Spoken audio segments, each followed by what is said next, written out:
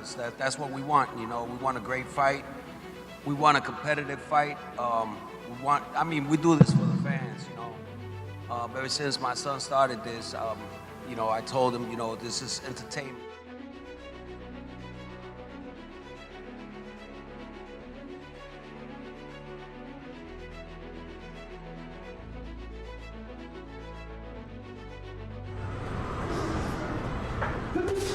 Yeah. 1 minute.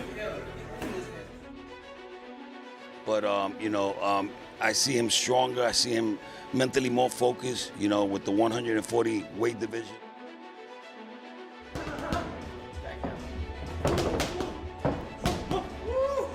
Shakur grows heated during an exchange with Teofimo Sr. as both trade warnings, while Teo Sr. promises his son will dominate fight night decisively. Man, you out of your mind. Okay. My son fought without no air. My son fought without no air against Cambosis. You can't fight for your balls. son. You can't fight You for your gonna tell son. me, man? Come on. You can't fight for your son. I bet you gonna quit. Okay. Teofimo Sr. tells Shakur he looks undazed and promises his powerful son will overwhelm him easily on fight night. What's he saying to you?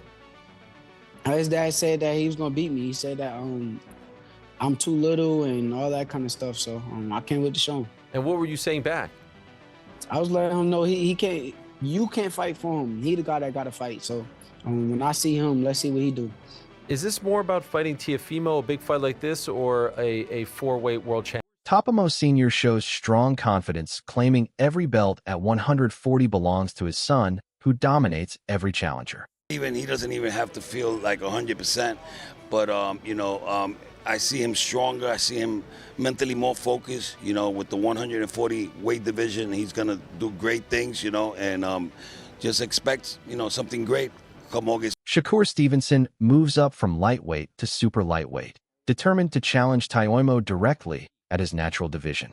45-pounder, but I moved up for this fight because I know that why would I bring him down? I would have to come up to his weight if I want to fight him. So it only made sense. Teofimo Sr. admits boxing remains risky and unpredictable, warning that one punch or mistake can instantly change everything.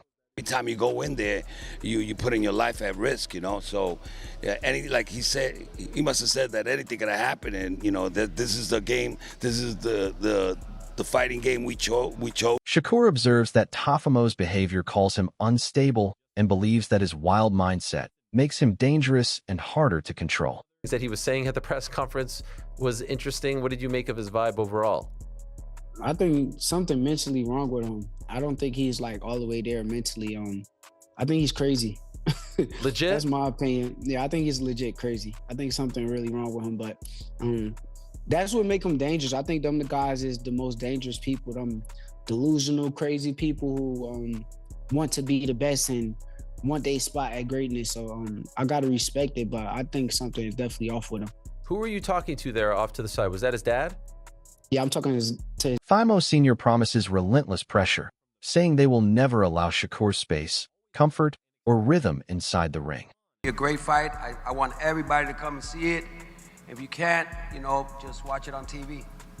You've had to come up with some good game plans over the years to beat some great fighters, Lomachenko, Taylor, among them. How difficult is this man, Shakur Stevenson, to prepare for? Well, I see their weakness. That's what I do. We broke the code with with Loma that nobody had ever done. We didn't let him get comfortable in there. You saw that. Within like 8 rounds, he didn't know what to do.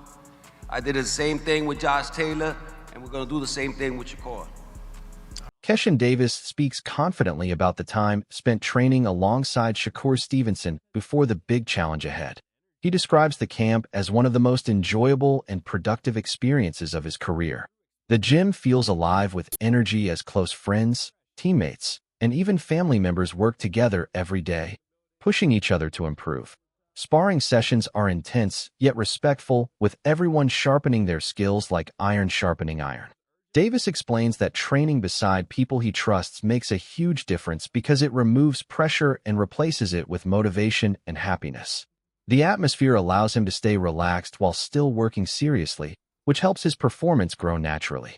He says the rounds are tougher now, more focused, and more competitive than when they were younger. Feeling comfortable at his current weight also boosts his strength and movement. With strong preparation and unity behind him, Davis believes both he and Shakur will deliver dominant performances when fight night arrives. Yeah, bro, and also DB3 was in training camp. Kelvin and Keon Davis, my brother, so like we all in there sparring, pushing each other. Like this was like one of the funnest training camps I ever had. You know what I'm saying? So shouts out to Shakur family for sure. How big of a difference did that make for you?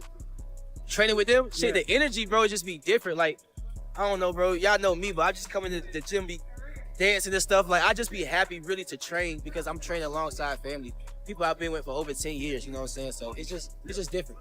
How is that going to translate now, you think, performance-wise, having that type of camping experience? Well, I feel like I'm going to perform regardless under any type of circumstances, you know what I'm saying? The great ones perform, and that's just what I do. I'm great, and I'm going to show you how great I am. What's the difference in the work in sparring when you guys were younger fighters as opposed to now at this level when you guys get to work? Shit, it's a lot more serious, like just a lot more serious, a lot more focus going into us working. But, I mean, just naturally, you know, I'm at a, like, I feel like I'm at my weight. Like, I feel real comfortable at this weight.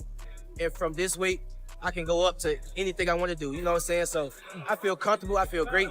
And shoot, y'all gonna see.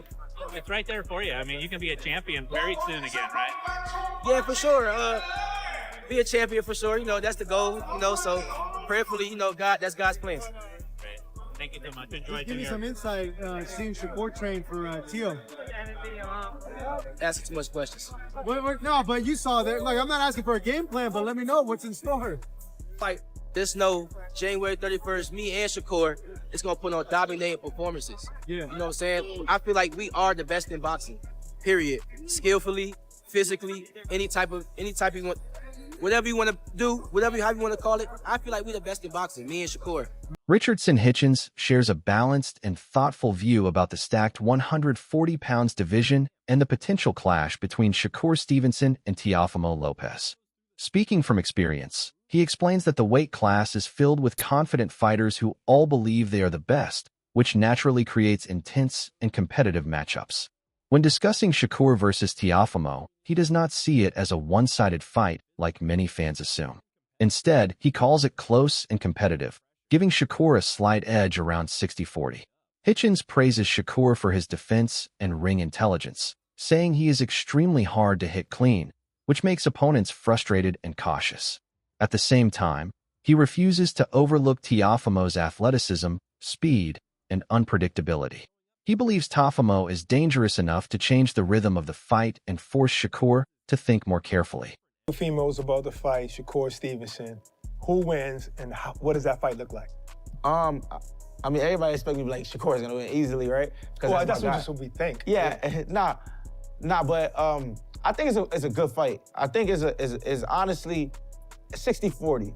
I think, you know, obviously favors Shakur. He's the more unbeatable guy because he's hard to hit him, period. Yeah. But Teo also has the abilities to not be that easy hittable. Like he's not just a guy you're sitting there to pick apart. He's also athletic and defensive at times. Yeah, so I think it's a 60-40 fight. I'm favoring Shakur. And I don't know how Shakur is gonna win the fight. I don't know if Shakur is what Shakur is all about the danger you could put in front of